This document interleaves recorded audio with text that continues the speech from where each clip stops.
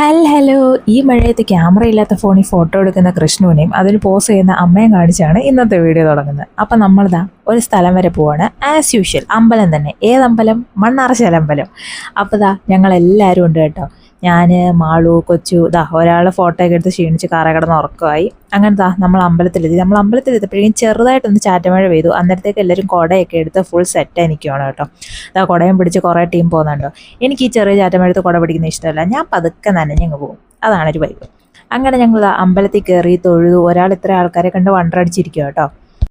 എന്നിട്ട് ഞങ്ങൾ കുറേ നേരം അവിടുത്തെ ആ കാവും പരിസരവും എല്ലാം ചുറ്റി നടന്ന് കണ്ടു. ഭയങ്കര പീസ്ഫുള്ളായിട്ടുള്ള അറ്റ്മോസ്ഫിയറാണ് കേട്ടോ അവിടുത്തെ കാവ്. ഞങ്ങളിങ്ങനെ ചില്ലടിച്ച് നടന്നു വരുന്ന വഴിതാ ഇവിടുത്തെ മണ്ണ് ഇഷ്ടപ്പെടുന്ന പറഞ്ഞ കുറേ പേര് ഇവിടെ കിടന്ന് മണ്ണിക്കളിയായിരുന്നു കേട്ടോ.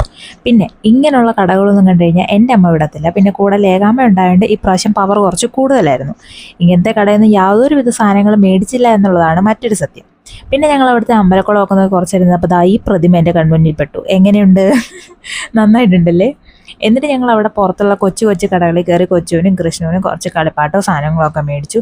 ഞാനും മാളും ആസ് യൂഷ്വൽ അവിടെ പോസ്റ്റ് അടിച്ച് നടക്കുമായിരുന്നു ഗൈസ്. വണ്ടർഫുള്ളായൊരു എക്സ്പീരിയൻസ് ആയിരുന്നു. അവിടെ എല്ലാം തേരാപ്പാര കറങ്ങി നടന്ന് ഞങ്ങളുടെ കാല് മൊത്തം ചെളിയായി. പിന്നെ ഞങ്ങൾ പോയി കാല് കഴുകി. എൻ്റെ കൂടെ മാളും ഉണ്ടായിരുന്നു കേട്ടോ. അങ്ങനെ ഞങ്ങൾ അവിടെ കറങ്ങി നടന്നപ്പോഴാണ് അമ്മ മേടിച്ച വള കളഞ്ഞു പോയെന്ന് പറഞ്ഞത്. പിന്നെ ഞാൻ വളയൊക്കെ കണ്ടുപിടിച്ച് കൊടുത്തു. അതൊരു പ്രൗഡ് മൊമെൻ്റ് ആയിരുന്നു ഗൈസ്.